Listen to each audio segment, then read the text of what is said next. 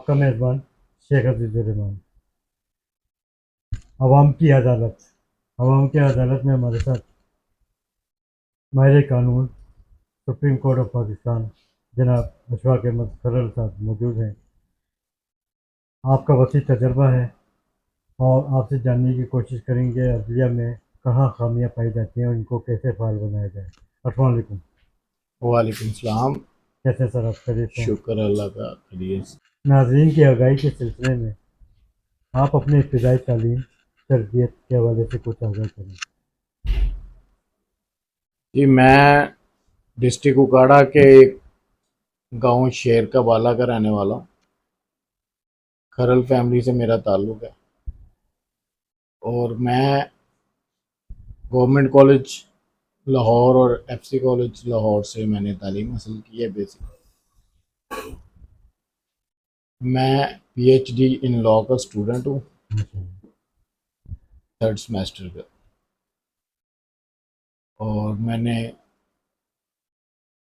Computer sciences की education भी ली है, बिजनेस एडमिनिस्ट्रेशन की एजुकेशन भी ली है और एलएलएम के बाद मैं अब पीएचडी कर रहा हूँ।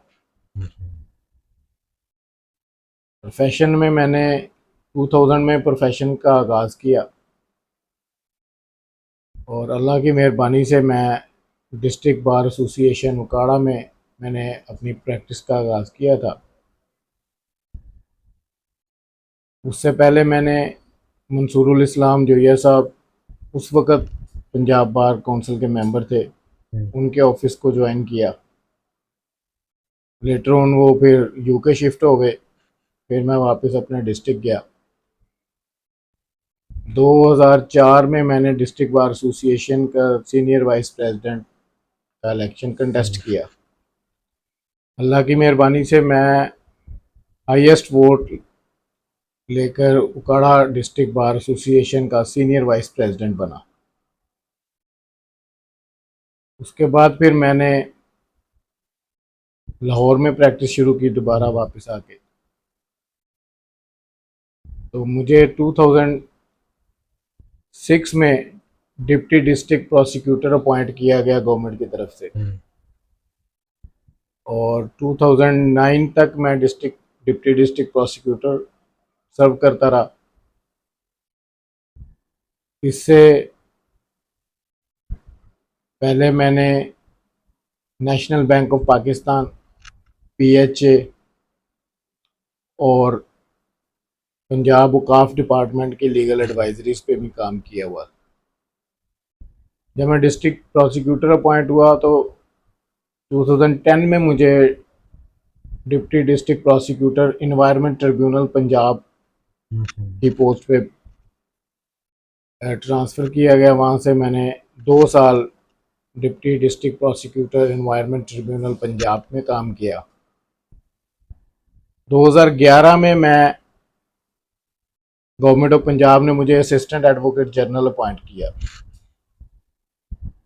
और 2011 से लेकर 2019 तक मैं assistant advocate general Punjab advocate general office में काम करता रहा। 19 के बाद जब मैंने एडवोकेट जनरल ऑफिस छोड़ा तो मैं पंजाब हेल्थ केयर कमीशन का लीगल एडवाइज़र अपॉइंट हूँ। पंजाब हेल्थ केयर के लीगल एडवाइज़र के साथ साथ मैंने प्राइवेट कंपनीज को भी लीगल कंसल्टेंसीज प्रोवाइड करना शुरू की। 2021 में मुझे दोबारा गवर्नमेंट ने additional advocate general 1 for Supreme Court of Pakistan appoint कर दिया।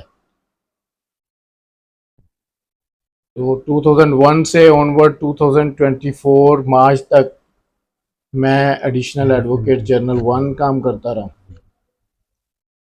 उसके बाद गवर्नमेंट ने मुझे पीआईए ओगरा रेलवे का लीगल एडवाइज़र पैनलिस्ट अपॉइंट किया। मैं उनके लिए काम कर रहा हूँ और thereafter federal board of revenue ने एक एडवर्टीज़मेंट दी कि उन्हें कौंसल्स चाहिए इस्लामाबाद में। तो अल्हम्दुलिल्लाह मैंने वहाँ पे खुद अप्लाई किया बिकॉज मैं इंटरेस्टेड था कि मैं क्या है। ज़ाहिर है एक अच्छी जज हैं, उनको उन्होंने अपॉइंट किया है, जुडिशल कमीशन ने अपॉइंट किया। अब जो सीनियर 2 जजेस हैं उनको मेरा ख्याल है कि उनको सुप्रीम कोर्ट में मौका देना चाहिए। अगर उनको किसी वजह से एडमिनिस्ट्रेशन में कोई कोई रीज़न अगर आपके पास थी ऐसी जिस वजह से आपने उन्हें छोड़ के नीचे से एक जज साहिबा को अपॉइंट किया है एडमिनिस्ट्रेशन पोस्ट पे, तो उन जजेस को सुप्रीम कोर्ट में एलिवेट करना चाहिए ताकि सुप्रीम कोर्ट में वो अपना काम परफॉर्म कर सकें। हाल मेरा ही ख्याल है कि ऐसा होगा। हाल ही में पार्लियामेंट में आईनी तरमीमी बिल पेश किया गया है। इस बारे में आपकी क्या राय है? ये तो ऐसे है कि आप शुरू हो जाएं पाकिस्तान बनने से, तो पाकिस्तान बना तो साथ ही एक इंडिपेंडेंस एक्ट 1947 इंट्रोड्यूस हुआ, उसके बाद कॉन्स्टिट्यूएंट असम्बली बनी, उसके बाद उस असम्बली को डिसॉल्व किया गया, मजलिस शुरा बनी।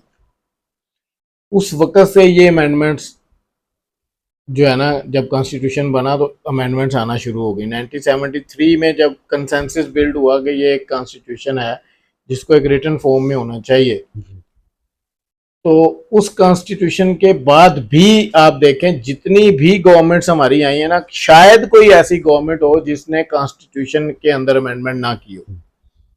हर गवर्नमेंट ने आके इस कॉन्स्टिट्यूशन में अमेंडमेंट की है।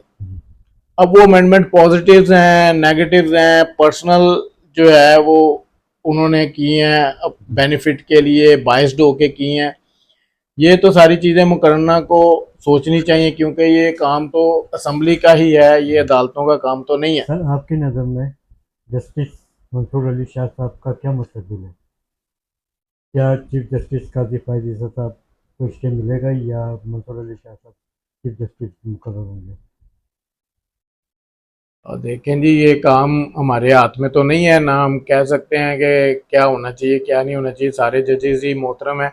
लेकिन जस्टिस मंसूर अली शाह साहब के साथ चूँकि मैंने इधर लाहौर हाई कोर्ट में काम किया है, वो इन्वायरमेंट के बड़े अच्छे प्रैक्टिशनर थे, और मैं चूँकि इन्वायरमेंट ट्रिब्यूनल में डिप्टी प्रोसिक्यूटर भी सर्व कर चुका था और एडवोकेट जनरल ऑफिस में भी मैं फोकल पर्सन था फॉर इन्वायरमेंट की सारी अपीलें मैं ड्राफ्ट करता था एडवोकेट जनरल ऑफिस में मोस्टली इन दैट पीरियड। तो मंसूर शाह साहब तो उन पे कोई क्वेश्चन नहीं है, वो एक कॉम्पिटेंट और नॉन बायस्ड ओपन माइंडेड अच्छे जज हैं, और उनकी टर्न है तो उन्हें चीफ जस्टिस होना चाहिए। और अगर जैसे ये अमेंडमेंट्स आ रही हैं, एक फेडरल कोर्ट बन रही है, तो ये एक अलहदा प्रोरेगेटिव है असम्बली का। वो अगर कोई कोर्ट्स बनाना चाह रही हैं तो वो असम्बली ने देखना है कि वो बनेंगी नहीं बनेंगी, उन्होंने को वोट देने हैं नहीं देने हैं। लेकिन मेरा ख्याल है कि चीफ जस्टिस मंसूर अली शाह साहब बनेंगे सुप्रीम कोर्ट के। आपकी नज़र में अदालतों के हालात, अदालतें आज़ाद किरदार अदा करने में क्या कैसे फ़ायदा अदा किया जाए?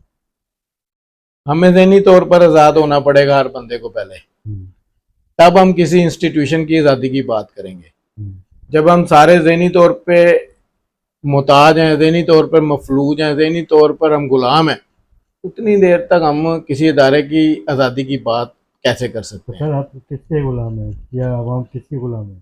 सर, हम गुलाम हैं अपनी ज़रूरियात के, हम गुलाम हैं अपनी ख्वाहिशात के, हम गुलाम हैं अपनी ज़ातियात के। जब हम इन सारी चीज़ों से बाहर निकलेंगे ना, तो फिर अदारे भी हमारे इंशाल्लाह बेहतरीन काम करेंगे और ठीक काम करेंगे। सर, गज़ा पे बात कर लेते हैं। इसराइल जंग में आगे शुमाल से शुरू कर जनूब तक पहुँच गया। आपके ख्याल में फ़लस्तीनी अवाम का क्या मुस्तकबिल है? सर, मैं समझता हूँ ये सिर्फ इशू फ़लस्तीनी अवाम का नहीं है, ये हम सब का इशू है। हमने आंखें बंद की हुई हैं और हम समझते हैं कि सिर्फ फ़लस्तीन ही के मुसलमान जो हैं वो ये सारी चीज़ें फेस कर रहे हैं। ये म्यूज़िक हमें भी फेस करना पड़ेगा, और ये इसके लिए हमें भी ज़हनी तौर पर तैयार होना चाहिए कि अब अगली बारी हमारी है। जो ये समझ रहे हैं ना जी हम राइट लेफ्ट होके निकल जाएंगे, हम किसी के साथ कन्फ्रंट्रेशन पैदा नहीं करेंगे तो हमें कोई कुछ नहीं कहेगा। अगर हम कोई ऐसी बात नहीं करेंगे, हम तस्लीम कर लेंगे किसी की हैसियत को, तो हम बच जाएंगे। तो ये सब खाम ख्यालियाँ हैं। लेकिन क्योंकि सर आप ये भी देखें, हाल ही में वज़ीर-ए-आज़म पाकिस्तान का दौरा बैरून मुल्क, वज़ीर-ए-आज़म पाकिस्तान मोहम्मद शहबाज शरीफ साहब ने कश्मीर और फ़लस्तीन के हवाले से आवाज़ बुलंद की। हमसाया ममालिक को मुंह तोड़ जवाब भी दिया। आप क्या राय रखते हैं? मैं समझता हूँ शहबाज शरीफ साहब ने दिलेरी का मुजाहरा किया, बहादुरी का मुजाहरा किया, जैसे इमरान खान ने किया था। इमरान खान ने भी यही काम किया था ना, तो ये अच्छी बात है। देखें, उस अदारे में जाके, यूनाइटेड नेशन में जाके आप कम अज कम बात तो कर रहे हैं ना, आप अपना पॉइंट ऑफ व्यू तो पेश कर रहे हैं, आप अपनी हैसियत को क्लियर कर रहे हैं, आप किसी पे एहसान नहीं कर रहे। मैं ये बात बता दूं कि आपने किसी पे एहसान नहीं किया, आपने फ़लस्तीन पे भी कोई एहसान नहीं किया, आपने अपनी हैसियत पे एहसान किए है, आपने सिर्फ अपने आप पे एहसान किया कि आपने अपने आप को अल्लाह के दरबार में, अल्लाह के दरबार में पेश होने के लिए आपने अपना रास्ता बनाया है। तो हम ये समझे ना कि हम बहुत कुछ कर रहे हैं, हम कर कुछ नहीं रहे फ़लस्तीन के लिए। ये जो हमें करना चाहिए वो नहीं कर रहे। अगर हम उसके हवाले से कुछ करें तो इसराइल क्या, किसी की भी जरूरत ना हो कि वो किसी भी मुल्क पे, देखें आप ह्यूमैनिटी की बात करते हैं, आप किसी रिलीजन की बात ना करें, आप इस्लाम की बात ना भी करें, तो फिर भी किसी इंसान के साथ, किसी बच्चे के साथ, किसी औरत के साथ जब इंटरनेशनल ऑर्गेनाइजेशंस आपने बनाई हुई हैं तो आप खुद शर्म करें, आपको खुद एहसास होना चाहिए कि ये ऑर्गेनाइजेशंस आपने किन के लिए बनाई हैं। ये ऑर्गेनाइजेशंस आपने कोई बाउंड्रीज बना दी हैं कि ये कश्मीर के लिए नहीं है, ये मुसलमानों के लिए नहीं है, ये फ़लस्तीन के लिए नहीं है। भाई आपने ये ऑर्गेनाइजेशंस बनाई हैं और आप कहते हैं कि ये इंटरनेशनल ऑर्गेनाइजेशंस हैं, तो उनको बायस्ड नहीं होना चाहिए, they should play their role. Sir आपके ख्याल में कश्मीरी मुजाहिदीन की अजीम कुर्बानियाँ रंग लाएंगी? सर वो रंग लाई हुई हैं, हमें नजर नहीं आ रही, हमने आंखें बंद की हुई हैं, वो कुर्बानियां रंग लाई हुई हैं। मैं कहता हूं अगर पाकिस्तान बचा हुआ है ना तो कश्मीर की कुर्बानियों की वजह से बचा हुआ है। उन्होंने साबित किया है कि एक नौजवान, एक कश्मीरी, एक मुसलमान खून, उसके अंदर कितनी तड़प है और उसके अंदर कितनी जुर्रत है। वो एक थ्रेट के तौर पे उनके सामने खड़े हैं, सारे लोगों के सामने। उनको पता है कि यार ये अगर हम इनको नहीं संभाल सके ना तो इतनी ज्यादा मुसलमान कौम जो है, जो अफगानिस्तान में इस वक्त बैठे हैं, अफगानिस्तान में वो इस्लामी मुमलकत के तहत, इस्लाम के तहत गवर्नमेंट चलाने की कोशिश कर रहे हैं, तो वो एक पावर तो बन रहे हैं। ठीक है, वो पावर सिर्फ इस्लाम अफगानिस्तान के लिए नहीं है, वो पावर फ़लस्तीन के लिए भी है, वो पावर कश्मीर के लिए भी है, वो पावर पाकिस्तान के लिए भी है।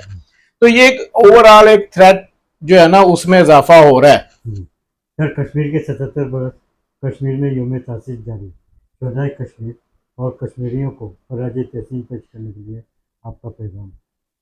हम कश्मीरियों के साथ हैं, हमारी शारक जैसे पाकिस्तान की शारक कश्मीर है, हमारी शारक भी कश्मीर है, और हम कश्मीरियों के साथ, मैं तो दुआ करता हूँ, मैं बाई गॉड आपसे गलत बयानी नहीं कर रहा, मैं तहज्जुद के वक्त दुआ करता हूँ अल्लाह ताला से कि या अल्लाह मुझे मुसलमानों के इस जिहाद में शामिल फरमा।